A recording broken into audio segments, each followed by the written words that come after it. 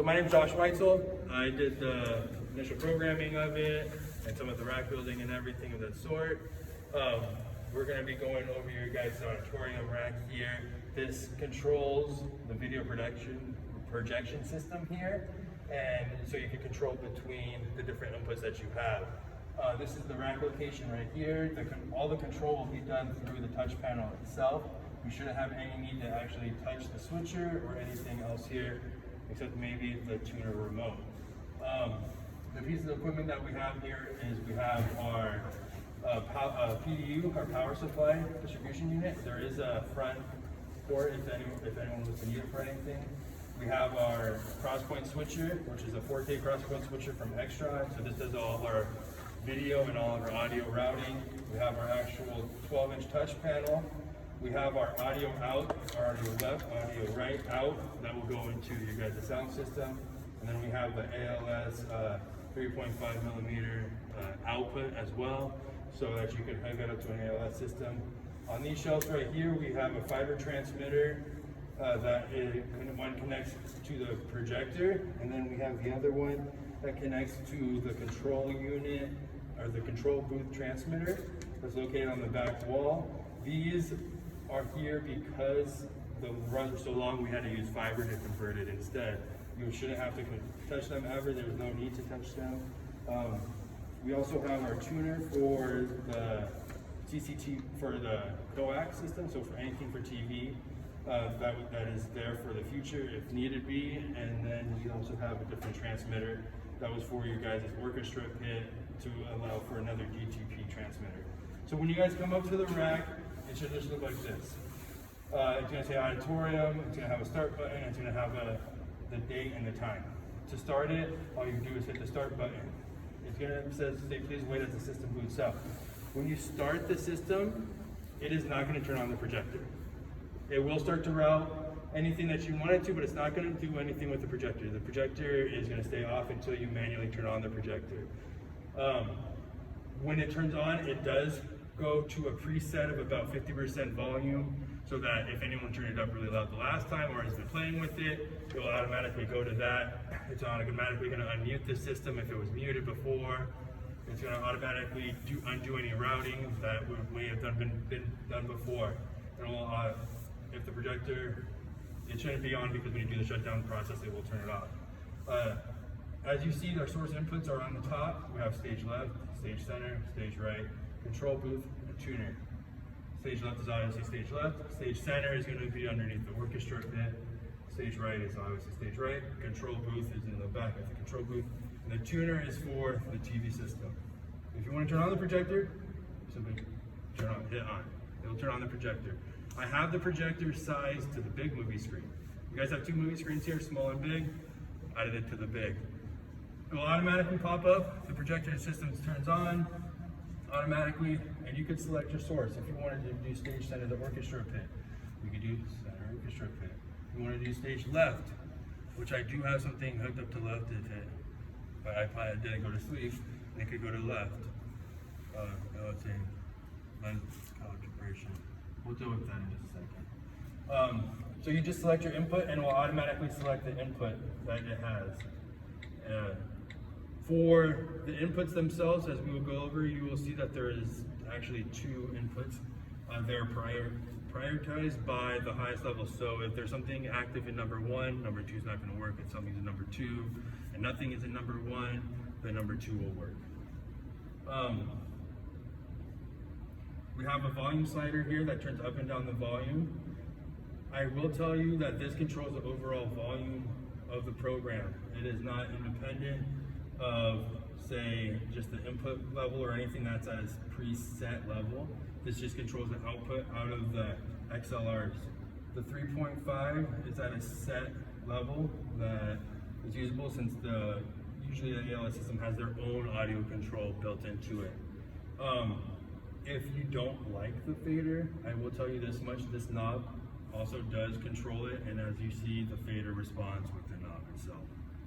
So we set that in there, and so you could use that. The other option is you can mute the system. You can unmute it, mute it, all you want. Very simple. The only other thing is the power down. You hit the power down button and we'll prompt you with a screen that says, do you actually really want to power down the system or do you not want to power the sound system? If we hit cancel, it just goes back to the main screen and leaves the settings exactly as they were. If we want to power down the system, power it down, and it goes to the main screen and it sets everything back at a preset level that was exactly there, turns off the projector. And then once we're ready to go again, we can hit start. And everything should be back exactly the way it was. With a 50% projector off, the system unmuted. When the system is off, it will mute the system. So if there will be no audio pass through if the system's off. That will come through here through video or anything of the sort. You could still pass audio through this system without having any video on. So if you wanted to hook up, say your tablet with a HDMI cable and play music for some reason, you could do that. Or if you wanted some type of something that was on any type of input device, a laptop, phone, anything of that sort, you could do that without having video actually projected. And that's about it right there. Any questions, comments, concerns? As for this, we're going to go and show you the actual locations of the input devices, but as of right now, is there any questions on this? Yeah, so can you tell us the function of the lighted switches? The lighted switches would be for manual routing. Wow. So this is like, so how I have these buttons set right here, these lighted switches, you could do essentially the same thing with those. So why do we have both? The lighted switches just is the added, I'm not sure why you guys have both. I didn't create the design, we did is actually implement the design. This is kind of here if someone wanted to do, added something to the system. This tends to be a little bit more advanced because then you have to manually route the video. So right now I have both lighted up.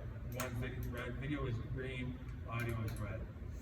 If I have them both lit up, then my input from audio 1 will route my video and my audio, and then so I can select an input and I can select an output, whether it be 1. And then I have to hit enter. It's just a lot more time consuming and a little bit more if you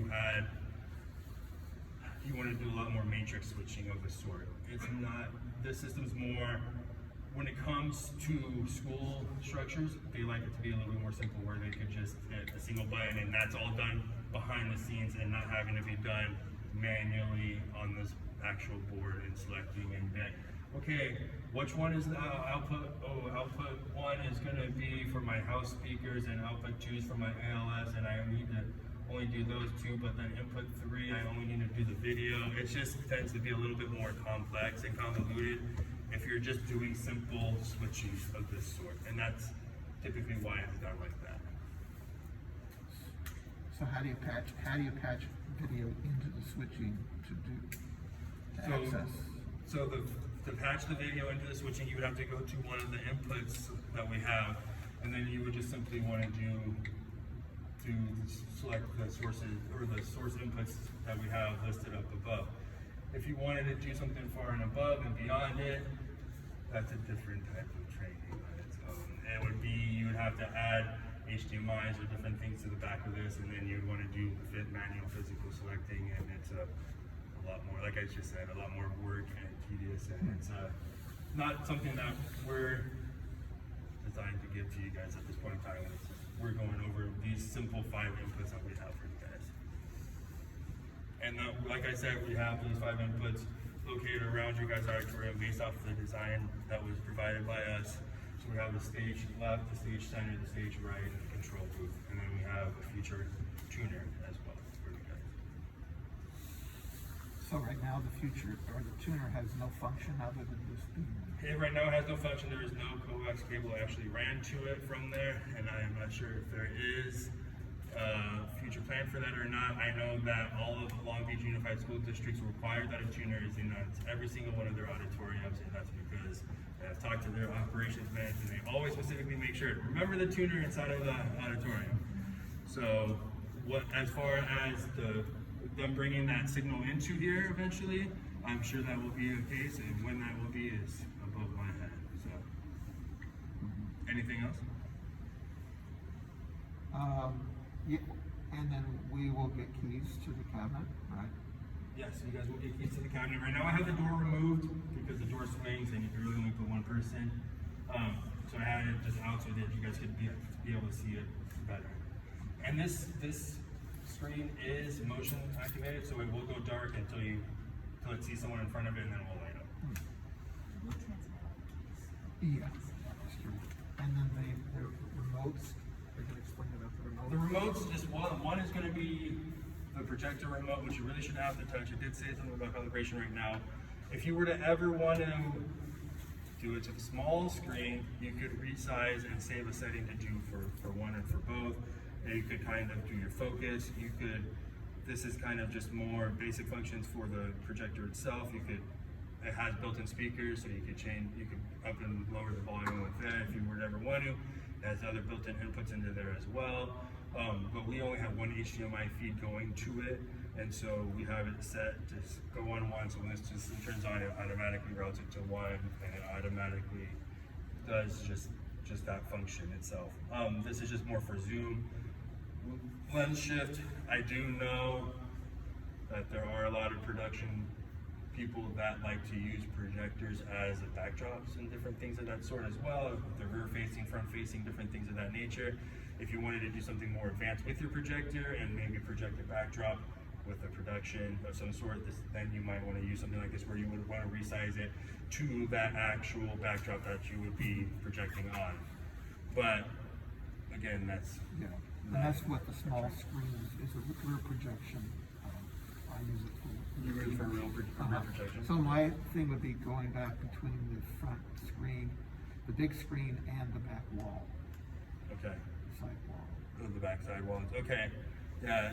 Right now we have it set as just merely a video production, not as a theater production type of system for the projector itself. We have it set to project an image for sound, for any type of video or presentation, things of that nature.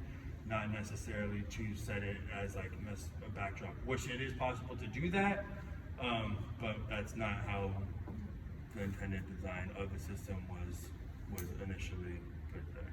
It's more of a audio visual for video production, for video presentation, not video production.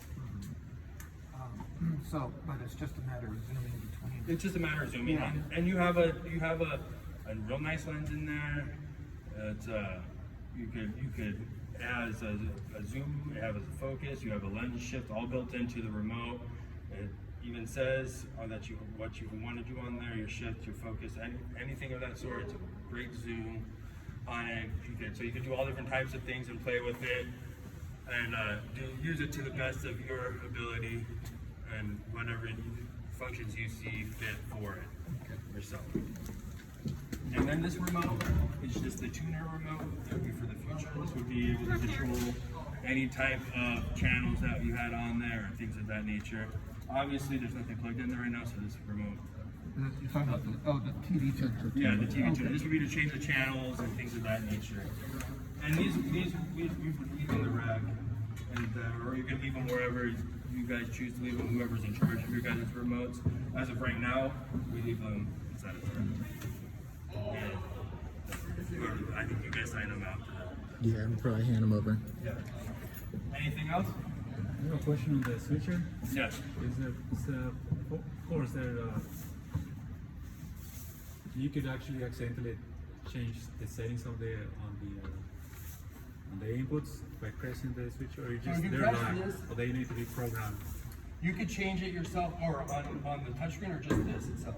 But I mean, if someone just comes here and If someone comes here and on it, Is it honestly, it's not. It could theoretically change it while something's being projected, and then this would set it back to wherever you wanted it to be at.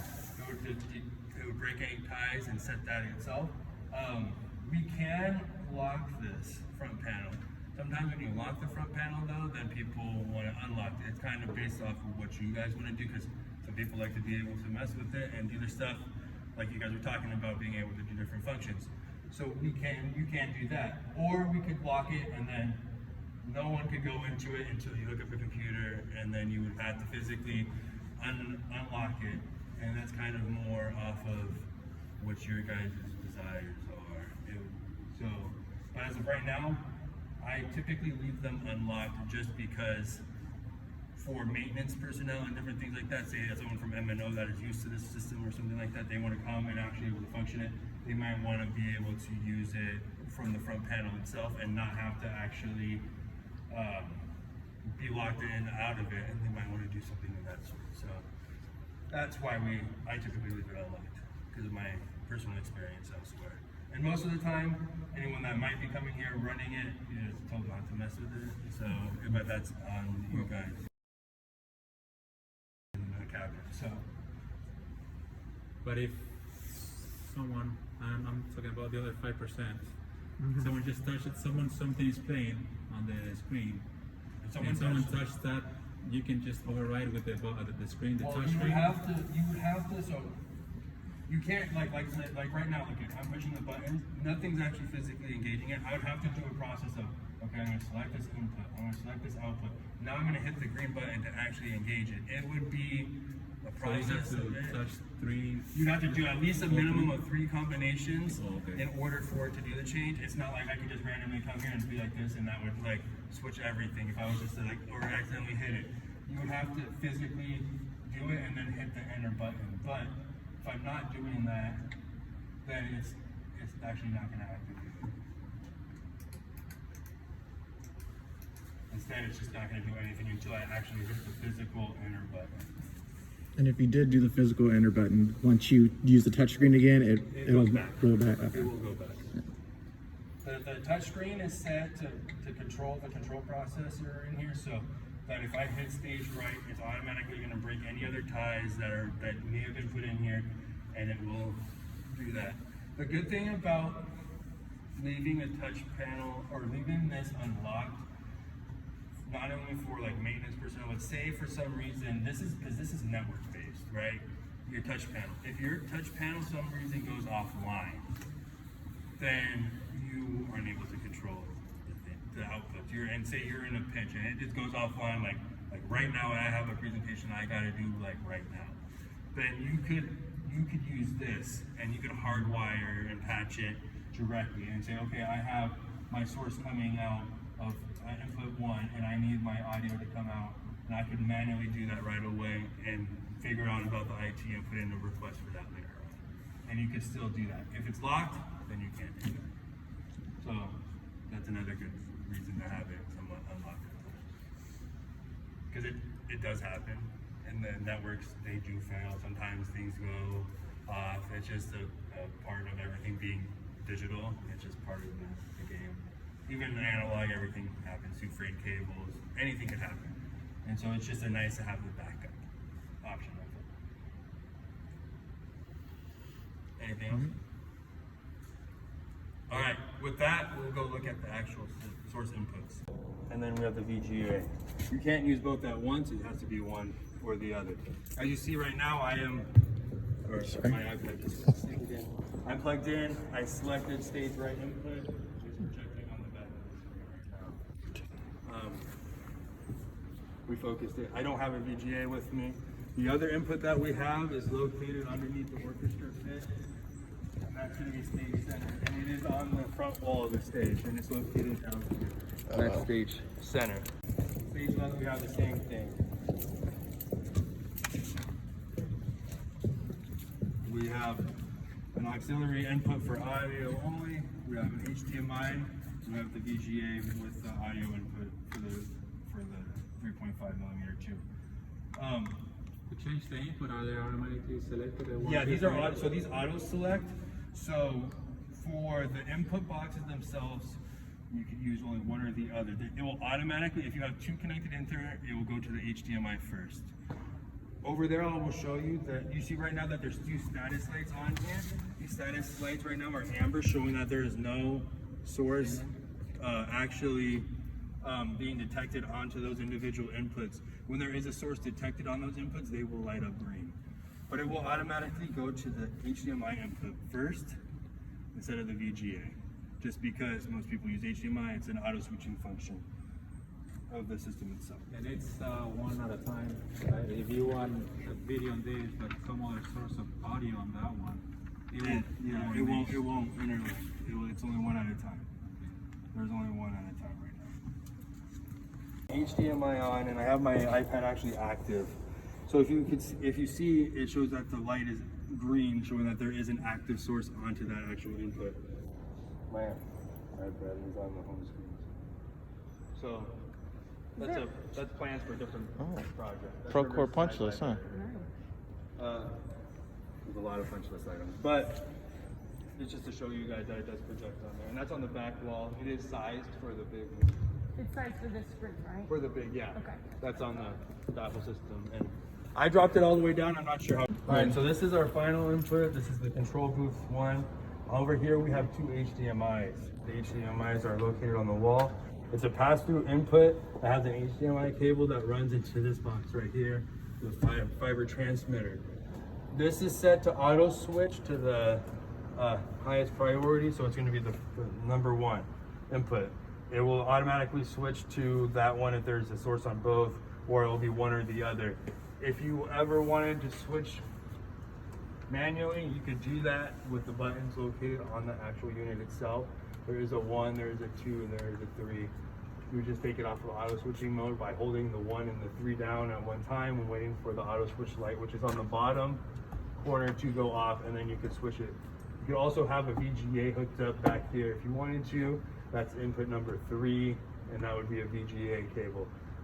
We just have the two HDMIs, and then it transmits over fiber, and it goes over to you guys' control panel, and that's basically it for that.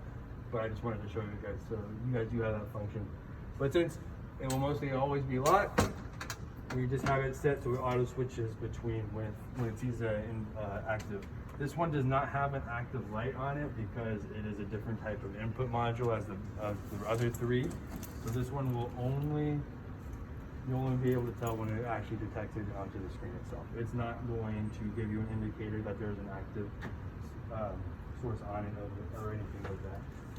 And we do have the inserts in there right now just to protect the HDMI cable or inputs for now. If you guys want to remove those and throw those away, or you guys want to continue to put those in there, that is a decision for you guys, but that's about it for that. Is that fiber optic input, or what's the? No, this is just a blank right here. This was another option to add a different type of input on there, but we didn't use it, so we just put a blank on here. The fiber it just sits inside of here itself. As you see, here's our fiber right here, and it's a multi-mode fiber that runs all the way over to the control booth because of the distance, and it needed to be fiber so that it had a good, be able to project a good image over to it. This unit does need to be powered, but this is powered in here, so you don't have to worry about anyone accidentally unhooking it or anything of that sort. It is powered within here itself. So, and you can see that there is a link because you do have the 2 leak lights active on the back of this unit itself, where the fiber G-Mix is at. If you wanted to see, you could see it. Cool. And the switches you said is on the front. Right? Yeah, the front. Right now it's set for auto switch, but if you wanted to change it to be manually switching, there's 3 buttons. You would hit the 1 and the 3 and you would hold it down, and there is a light that's on the bottom right hand corner that indicates that it's on auto switch mode, and that light will turn off, and then you can manually switch between the 3 inputs. And how do you reset it if you did that? If you wanted to turn it back on auto switch, you just hold the 1 and the 3 again until the light comes back on.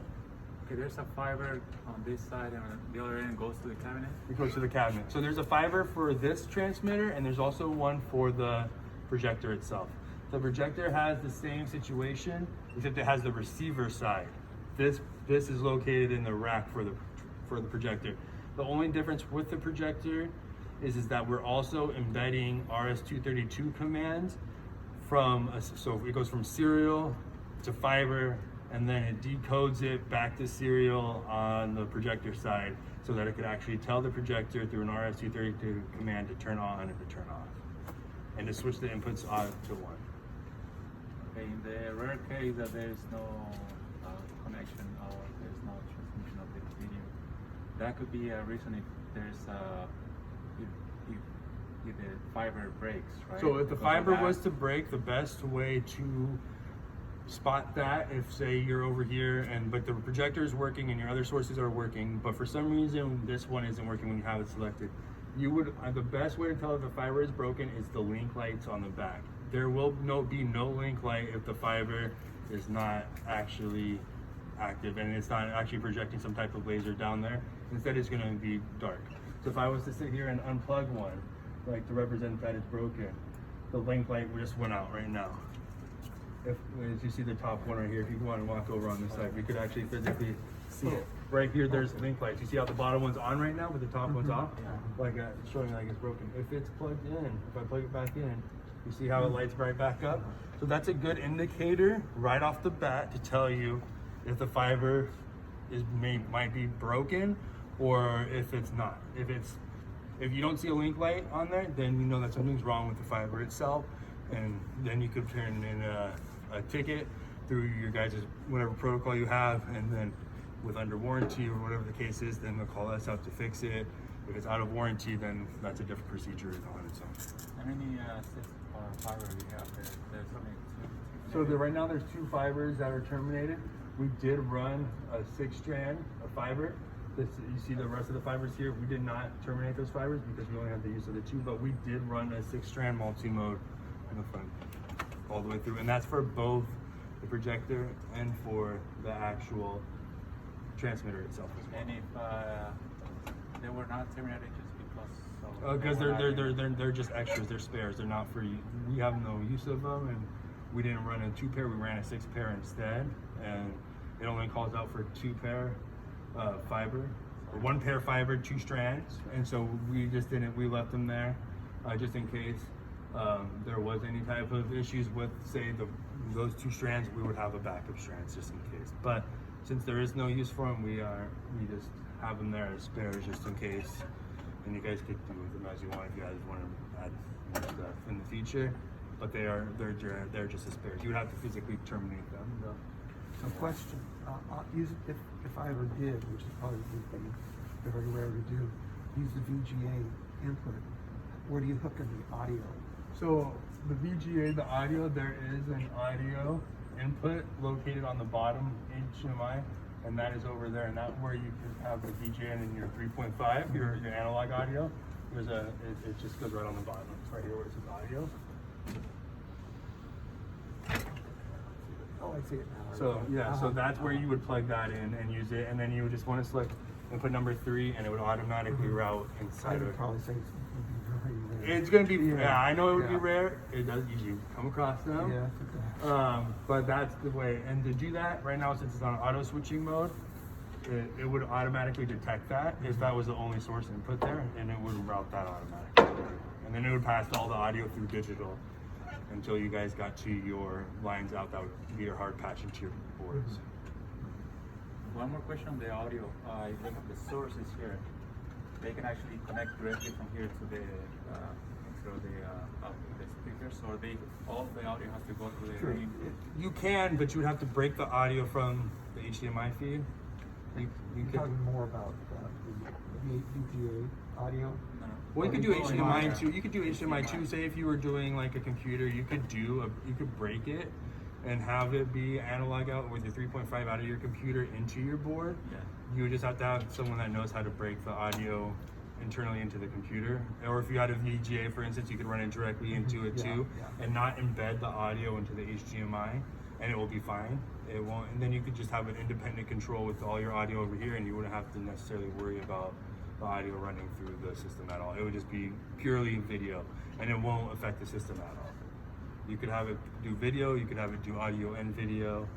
It will automatically keep the audio embedded, and it will automatically route the audio still. But if you're not using the audio, it is not going to affect the system whatsoever. So probably last question on the projector. How long is the bulb or the light? Or does it need a maintenance, or is it a? I'm not sure. It is a laser projector. It's a laser? Oh, It's a okay. laser projector. I'm not sure on the exact hours of it. I would have to look on the docs and specs on that, and on the submittals, and and they might be able to get you that quicker than I could possibly. Yeah, we have that in the They have that cemetery. information. The lens is a removable lens, so if you were to ever want to replace that lens, there is like a $4,000 lens though, so you could replace it and throw a different lens on there that you would want. It should, but the projector itself does not have a replaceable bulb in it. It is a laser projector. I'm not sure on the hours. I think it's up there. It's pretty high, and I think they're like, I don't know, it might be up there. It could be. I'm not sure. I know that people, I've heard of 10,000 hours on them. They last a long time. So, but like I said, they could give you that information because they have the submittals and the documentation for that. Yeah. Anything else? You could demonstrate the remote for the projector. Show Yeah, them. I have the remote for the projector. I am contracted. You can go to your signal. You could go to your settings, which you could do your curves, which you could change from here.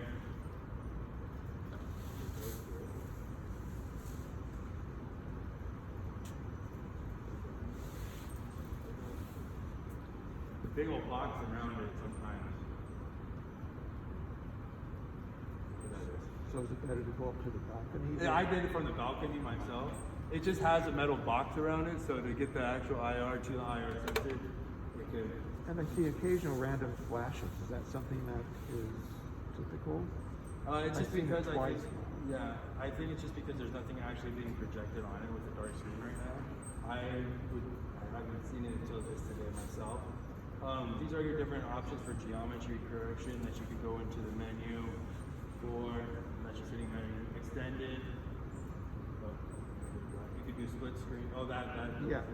It might just be because of the input because my iPad's on it. It looks like it's trying to project a signal of some sort. The volume, you have, like I said, has built-in volume. You can change the remote for receiver where it's from the front to rear. Brightness settings. You can do your user pattern button, your test patterns, and see the different patterns that you want to project on there. To be able to lay it out and zoom in and zoom out. You could also turn off test patterns within test patterns. You can turn it on automatically through there. And you can change your touch, your patterns. Escape, exit it. Does the system have a timeout too if there's no signal for? If there is no signal, it does have a timeout, but I'm going to warn you that since it is connected to an Extron system, it will never sense a timeout. Because that unit is always, the transmitter is always powered, so it's also always going to be putting off some type of HDMI signal. There's never going to be a full timeout. Unless it was completely disconnected or no HDMI on there, then it will sense a timeout. But the Extron will still send some type of signal, so it will never fully time out. So that's why we have on there, when you hit system down, it automatically powers off. So the Extron doesn't have a timeout either. No, the For Extron instance- does not have a For timeout. instance, it would typically, for the 5% that would come and use this, would probably come in and just disconnect the computer and walk out the building. Yeah. Yeah, there is no set timeout on there itself. We could, so a lot of, all the other systems inside every single classroom is maintenance remotely by operations and maintenance to be able to remotely turn off and on the projections systems. I believe they're going to do the same thing within this building itself, and that's why it's all connected to the LAN, to the network, so it is all networked together. What their exact plans are for that, I am not sure, but I do know that they monitor and maintenance all these remotely, and specifically for being able to turn off the projectors. That's their big request, even their projectors inside their classrooms themselves, because teachers will leave them on, and then it burns out the bulb quicker. That was my point. Yeah. Is that, so, but unless they have their monitoring system on, There, yeah, we don't put a timeout function because we never know how long someone might be using the actual system, and say if they were presenting something and it turns off, we wouldn't want to do something like that. and we don't set their actual schedules because we never know the actual functions of the. All we do is enable it for it to be able to be done, and then they take over from there. And if they want to set the schedules or anything of that sort, then they could do that on their side. So other than, I noticed when it's in the sleep mode, is any of the visuals signal that gives someone knowledge that the projector's on them? You have to go to stare at it to see if you can see the. Right now we have that big blue light, right? That shows that it's on. The amber light is showing that it's off.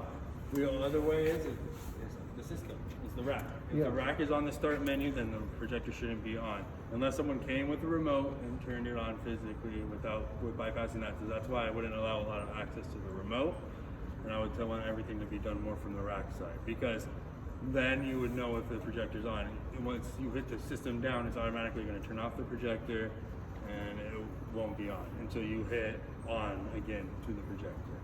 That's the easiest way to do it every time. There's no actual visual indicator out here where there shows the light. There's nothing on the screen itself that shows it, unless you're on the main screen and it has the on light highlighted for the projector itself. That's the other way to tell. But for that to be on, someone would have to physically go and turn it on. Say if it was on the main screen though, like I showed you guys where you could select the input source, and someone came and they used the remote and they didn't use that, then that screen would automatically, it would sense that it's on, and it would highlight from off to on. It knows that because it's continually communicating through RS-232 to see if it's on or see if it's off. So it would be able to indicate that on that screen itself.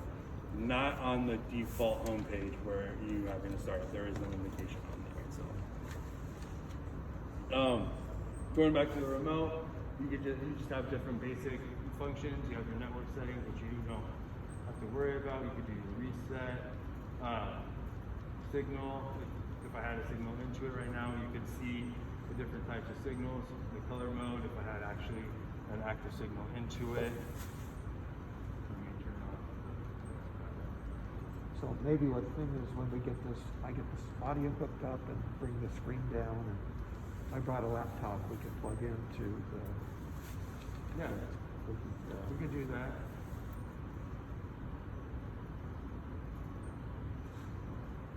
So from there as well, we also, so we're showing that it's on HDMI right now.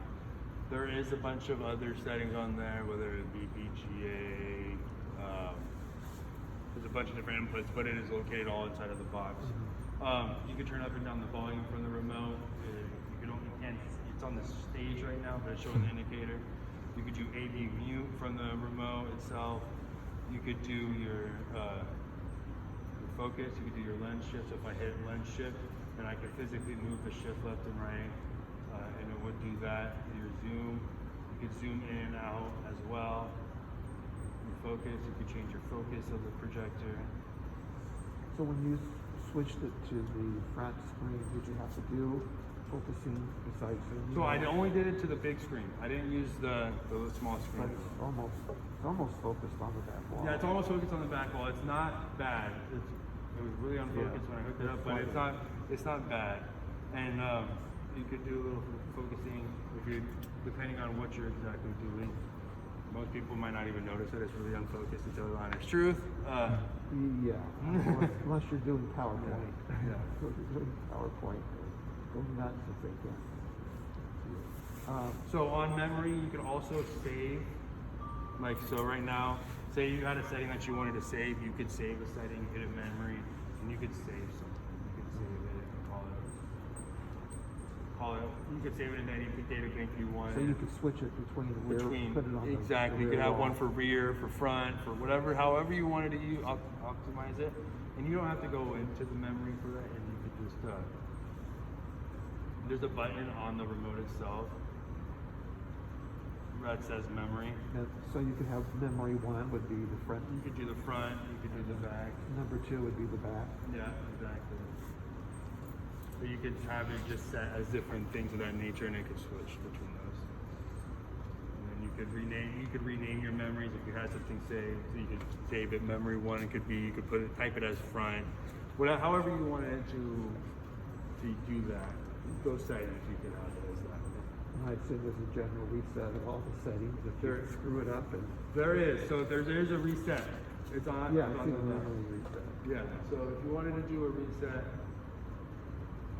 I saw it. yeah, you could do a reset of all memories, or you could do a reset of all configurations. So you could either erase all your memories and leave it the way it is, or you could reset everything in it.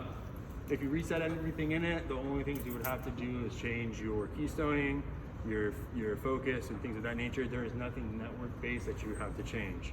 You wouldn't have to change an IP or anything of that nature because it is all through serial commands via RS-232 built into there. And that's it. And on the remote, if you ever wanted to, for some reason, you have your different types of connections you could put in there. You could do HDMI, HD-based T, DVI, BNC, SDI. Like you could use those as your other inputs. Say if you had some oddball thing come in there where they wanted an SDI connection. How often that may happen, I don't know, but it is a possibility to do it, and but you would have to physically hook it up to the projector up there. We don't have any type of source inputs located there. You could also turn the light on in the dark for the remote if you wanted to, so that you could see. That's about it. There's not a whole lot to it. You could do your geometry. Basically, just your geometry is just your correction for your actual keystoning and things of that nature. So. But if you wanted to do mappers, you could do it in geometry. Yeah. You could your mapping. You could do all different types of stuff. You could do corner wall. So if you had like a corner, like a curve, you could do that point correction. All different types of different settings itself, and then you could. So you really have to sit there and, because I've really not done much of that at all. I have to sit there. Yeah, you have to sit there and see like what, depending on what you put on there, and it does take some time. The people that I've seen that actually do it, I don't actually physically do it, but I've watched people do it in the production, and it's kind of an art all on its own where you do it, and sometimes they put like 3 projectors to be able to project different things on different backdrops, and it's amazing on what people could do. But it's definitely its own experience. You have to have some experience with it if you wanted to do stuff like that, or you could do a basic backdrop, things of that nature as well, which is like how it's set up for right now. Okay. Well, I guess let's go ahead and hook up. All right.